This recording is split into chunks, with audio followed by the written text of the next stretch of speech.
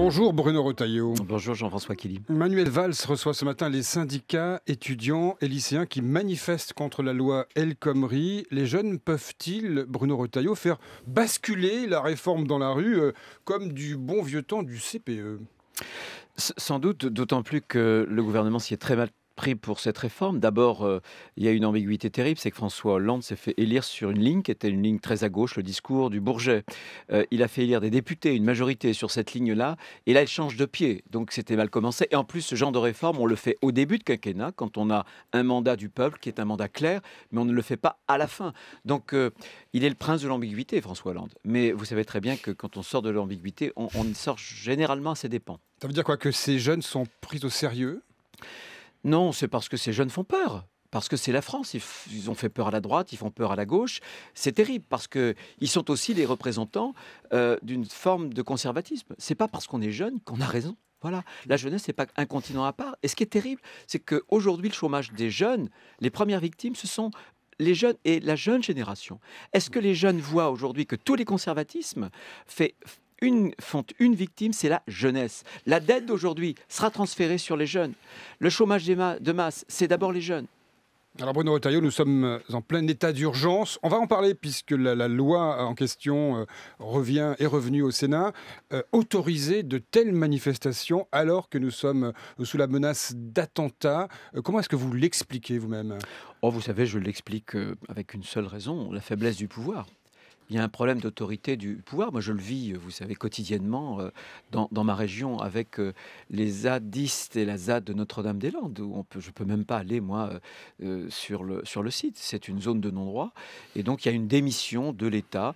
Il y a une faiblesse, une fragilité qui est terrible, que les Français sentent bien, finalement. Parce qu'on se souvient que les manifs anti-COP 21 avaient été interdites.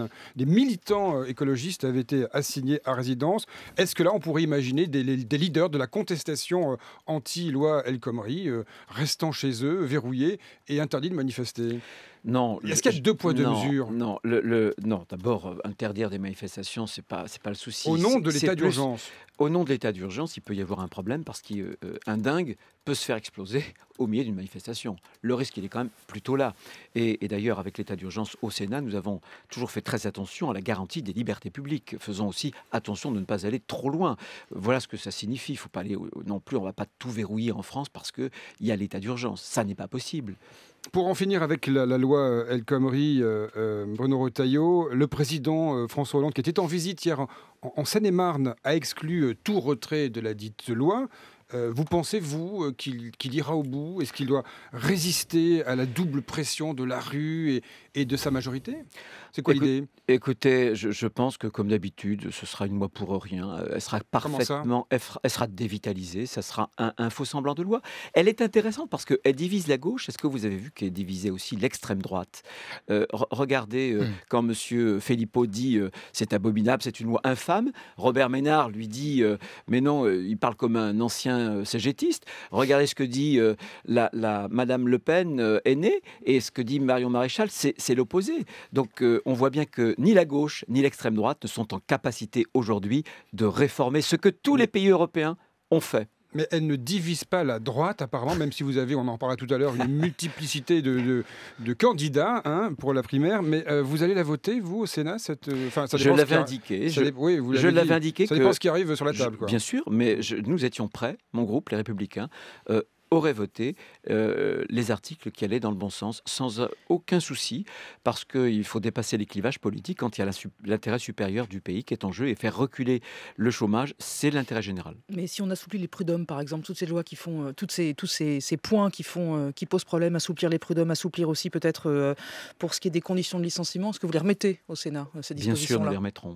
Bien sûr, nous reviendrons au texte initial. On fera un peu ce que nous allons faire la semaine prochaine. Vous faites la même chose qu'avec la loi sécurité, en fait. Avec la révision de la Constitution, on reviendra au plus près des intentions initiales, parce que c'est positif pour les Français. L'information qui avait été révélée dès mercredi sur France Info, selon laquelle une éventuelle surtaxation des CDD était l'une des pistes proposées pour favoriser les CDI. C'est une bonne idée, ça, ou pas?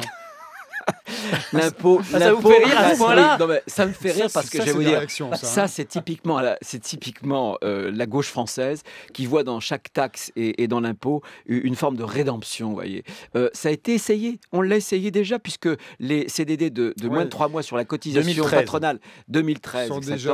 Voilà, est-ce que ça fait baisser le chômage des jeunes? Non. Alors de grâce, arrêtons dans un des pays les plus taxés, les plus fiscalisés au monde, de voir dans l'impôt ou la taxe l'avenir de l'humanité tout entière. C'est pas possible. C'est pour ça que je riais. Mais c'est un rire triste. Ah, c'est pas mal comme réaction. Oui, c'est bien. C'est pas mal, ça c'est nouveau. Bruno Retailleau, vous l'évoquiez, le texte sur la déchéance de nationalité, de retour au Sénat. Vous modifiez l'article 2, vous revenez à... Vous savez, on n'y comprend plus grand-chose. C'est normal, bien sûr. Mais est-ce que vous pourriez, avec des mots simples, normaux, nous expliquer ce qui se passe ? Voilà, il y a le président de la République le 16 novembre, on est quelques jours après les attentats, et il nous propose un pacte sécuritaire, il prend un engagement, il dit écoutez, on va constitutionnaliser l'état d'urgence. Devant le Congrès. Devant le Congrès, donc tous les députés et les sénateurs. On va constitutionnaliser l'état d'urgence, nous on dit oui, on va faire la déchéance de nationalité, on dit oui, et par contre on va éviter l'apatridie, et nous on dit non à l'apatridie, c'est-à-dire qu'on colle au plus près de l'engagement du président de la République. Ensuite, qu'est-ce qui s'est passé ? La gauche a été tourneboulée, et du coup, ce texte-là et l'engagement du président de la République a été complètement affadi et il a été pratiquement retourné puisque la mouture qu'ont voté les députés rend possible l'apatridie. C'est stupide l'apatridie. Je vais expliquer rapidement parce que quand vous créez un apatride, il reste sur le sol. Vous l'avez ad vitam aeternam puisqu'il n'a aucune nationalité. Ensuite, vous revenez en arrière alors que l'ONU veut en 10 ans réduire les apatrides dans le monde. Donc c'est un retour en arrière aux années d'ailleurs les plus noires de notre histoire. C'est terrible que la gauche porte cette idée. C'est terrible. Et là, pour le coup, c'est vous qui dites la même chose que les gens très à gauche. Oui, parce qu'à un moment donné, pourquoi pas ? Parce qu'on est d'abord français, on a des convictions, et que ça n'est pas la ligne de clivage entre la droite et la gauche, c'est pas ce qui partage toute l'humanité quand même. Mais ce que vous êtes en train de nous dire, si on vous comprend bien, c'est que ce texte va sortir en charpie, en lambeaux de son passage par le Sénat, et que hop, c'est reparti, on est reparti au début. Non, il va sortir en lambeaux de l'Assemblée nationale. Nous, la droite, en réalité, respecte l'engagement du président de la République. Ceux qui ne le respectent pas... La droite va voter la loi El Khomri, absolument, si elle reste en l'état. Elle veut respecter les promesses du président Hollande. C'est votre candidat, François Hollande, en fin de compte. Vous êtes légitimiste. Non, pas du tout. Il y a une bombe, je vois bien quoi vous faites. Non. On veut simplement le bien, l'intérêt général et le bien des Français. Et je crois qu'on doit être capable de quitter les vieux habits idéologiques lorsque, là encore, les Français nous le demandent. Est-ce qu'il pourrait y avoir un congrès à Versailles avec le seul l'article premier de la loi, celui qui concerne l'état d'urgence où tout le monde est à peu près d'accord. Ça va finir comme ça, l'histoire ? Ça peut finir comme ça. D'ailleurs, on le voterait. Nous, ce qu'on va ajouter pour l'état d'urgence, c'est le rôle du juge judiciaire, parce le Sénat est quand même la maison des garanties des libertés publiques et individuelles. Donc, on pourrait le voter. De même que le président de la République est en train de faire voter à l'Assemblée nationale une réforme du Conseil supérieur de la magistrature, parce qu'il veut absolument avoir son congrès. Mais on voit bien que ça n'aura plus le même sens. Ça n'aura plus rien à voir. Ce sera une réforme qui sera hémiplégique. On aura l'état d'urgence, mais on n'aura plus la déchéance. Alors Bruno Retailleau, vous êtes un homme de l'Ouest. Je ne sais pas si c'est une référence au western. Vous avez remis... parce qu'il se passe des choses là-bas. Vous avez remis à Manuel Valls une pétition de 20 000 signatures pour réclamer l'évacuation de la ZAD, la zone à défendre de Notre-Dame-des-Landes. Alors d'abord, dans la question, vous garantissez la viabilité de cette pétition. Les Anonymous sont venus visiter chez vous. Absolument, par un huissier, par le contrôle d'un huissier. En repérant des doublons, des adresses IP. Il y a pu y avoir des doublons, mais le traitement nous permet, traitement d'abord informatique, contrôlé ensuite par huissier, d'éliminer tous les doublons. Donc je mets au défi quiconque de trouver un seul doublon sur la liste des 20 et quelques mille noms que j'ai remis à Manuel Valls. Vous réclamez l'évacuation de la ZAD, mais vous savez que ça restera lettre morte. Pourquoi ? Écoutez, c'est quoi la ZAD ? Il y a quelques semaines, il y a des riverains qui n'en pouvaient plus de subir des exactions. Il faut savoir quand même qu'il y a eu une brigade de gendarmerie attaquée, il y a eu une voiture de gendarmerie qui a été brûlée, il y a des dizaines et des dizaines d'exactions. C'est une zone de violence. Du futur aéroport. On a une zone de violence. Une dame courageux, se dit, moi, je vais commencer une pétition et recueille 1700 signatures. Qu'est-ce qui se passe quelques jours après? On lui saccage sa maison. Je veux aller dans sa maison et la préfecture de région me dit, n'y allez pas, on n'est pas capable de garantir votre sécurité. Je suis président de la région, élu de la République, et je ne peux pas me déplacer librement sans risquer ma propre sécurité sur un territoire de mon département de Loire-Atlantique et de ma région, des Pays de la Loire. Mais ça veut dire quoi? Mais Bruno Retailleau, vous savez que l'évacuation est un peu envisagée au moment des travaux. Or, selon le Canard enchaîné de cette semaine, les travaux ne pourront pas commencer à l'automne, comme l'a affirmé le Premier ministre dans Ouest France. Bruxelles réclame une étude globale d'impact environnemental qui manque.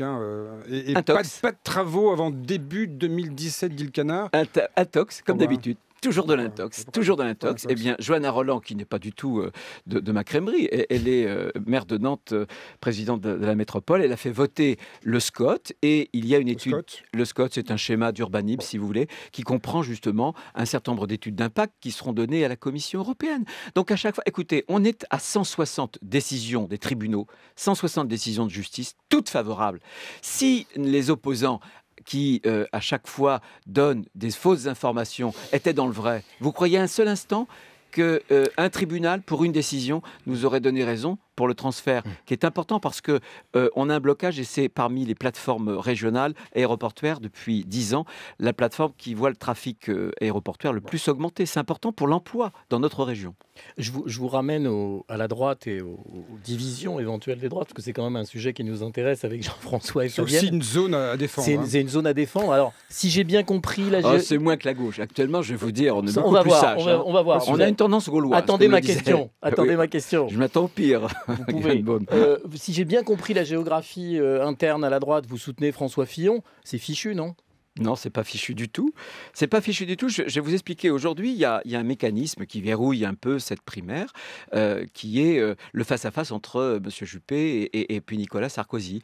Mais je pense que rien n'est joué et que les sondeurs sont incapables de mesurer quoi que ce soit. Moi, j'ai fait une élection départementale et régionale. Ils se sont trompés à chaque fois sur une élection classique, avec un corps électoral classique. Là, le corps électoral, on ne le connaît pas. Il n'y a jamais eu de primaire à droite. On ne sait pas qui va voter. Donc, ils se trompent complètement. En plus, les Français s'intéresseront dans quelques mois seulement à la campagne. Et je trouve que François Fillon exprime un bon milieu, si vous voulez, entre une forme de radicalité, il porte une radicalité dans son projet, et une forme de sérénité en même temps, et une constance. Sans doute, mais il se fait piquer toutes ses idées. Mais ça veut dire que... Mais justement, moi je pense que la politique, c'est d'abord des idées, c'est d'abord des projets, et je pense que celui qui est capable de porter le meilleur projet pour réformer la France a le plus de chances. Alors aujourd'hui, ça ne se traduit pas dans les sondages, mais vous savez, un sondage, ça n'est pas un suffrage. Bruno Retailleau, vous êtes conscient que 10 candidats, voire plus, 10 candidats à la candidature, 10, 11, 12, 13, il y a quelque chose d'un peu étrange, non? Surtout chez l'ancien parti gaulliste, un homme face au peuple, au destin, etc. Écoutez, je ne faisais pas partie des fanatiques de la primaire, simplement quand on rentre dans le tripartisme, et moi je l'ai vécu aux élections régionales, j'ai eu un deuxième tour qui était une triangulaire, Front National, PS, et voilà, il faut choisir. C'est-à-dire que si jamais il n'y a pas de primaire, eh bien nos candidats se battront au premier tour et nous serons éliminés. Ce sera une sorte de 21 avril à l'envers, comme l'avait d'ailleurs justement dit François Fillon. Donc voilà, il y a beaucoup de candidatures. Toutes ne seront pas définitives, mais on a des personnalités en même temps de qualité. Dernière chose, Nicolas Sarkozy ne domine plus le débat, la question. Il n'est plus l'évidence à droite. Il y a pas, à partir du moment, vous le dites vous-même, où il y a une dizaine de candidats, eh bien, l'évidence, elle n'est là pour personne. Sachant que Nicolas Sarkozy n'est pas candidat. Il le sera, j'imagine. En tout cas, il se comporte comme si il allait l'être.